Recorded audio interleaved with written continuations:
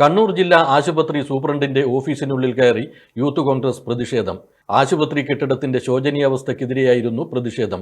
പൊളിഞ്ഞു വീഴാറായ കെട്ടിടത്തിൽ oxygen cylinder, മരുന്നുകൾ എന്നിവ സൂക്ഷിക്കുന്നുണ്ടെന്നും രോഗികളും കൂട്ടിരിപ്പുകാരും ഇതുവഴി നിരന്തരം കടന്നുപോകുന്നുണ്ടെന്നും യൂത്ത് കോൺഗ്രസ് പ്രവർത്തകർ ആരോപിച്ചു. പ്രതിഷേധം ഭയന്ന് സൂപ്രണ്ട് ഓഫീസിൽ നിന്ന് ഇറങ്ങിപ്പോയിരുന്നു. ഇതിനുശേഷമാണ് യൂത്ത് കോൺഗ്രസ് പ്രവർത്തകർ എത്തിയത്.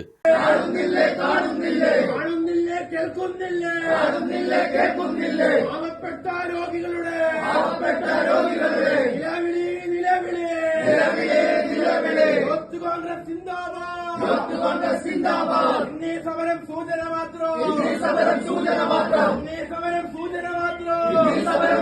മാത്രം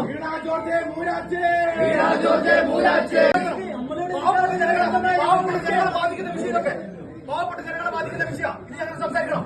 നിങ്ങളുടെ ടീം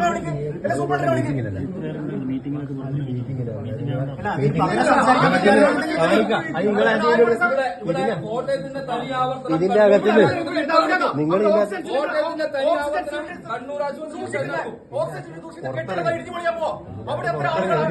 ജീവനക്കാരൊക്കെ അവിടെ അതിലൂടെ കയറുന്നുണ്ട്.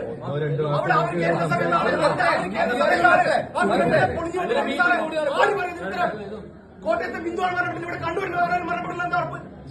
ഇവിടുത്തെ ജീവനക്കാർ അവിടെ കയറുന്നുണ്ട്.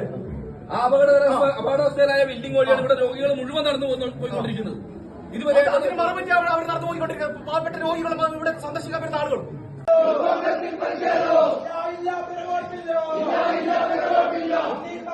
ഉത്തരവാദിത്തപ്പെട്ട ഉദ്യോഗസ്ഥരെ കാണാതെ പിരിഞ്ഞുപോകില്ലെന്ന് യൂത്ത് കോൺഗ്രസ് പ്രവർത്തകർ നിർബന്ധം പിടിച്ചു.